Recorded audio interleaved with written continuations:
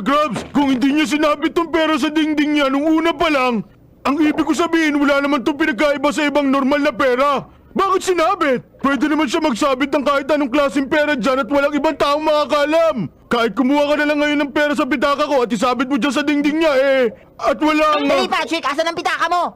Ano bang balak mong gawin? Aba, may pera ako! Ligtas na tayong dalawa, Patrick! Ang dapat na lang natin gawin... Patrick, wag!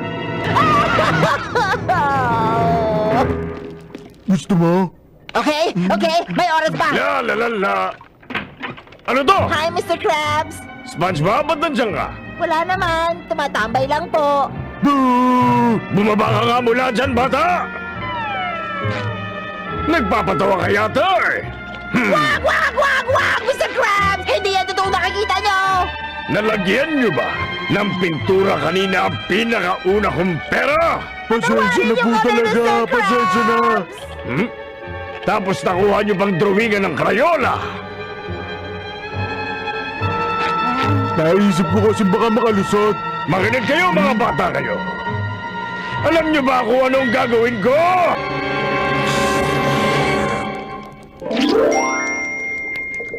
Ayan, parang bago ulit. Pero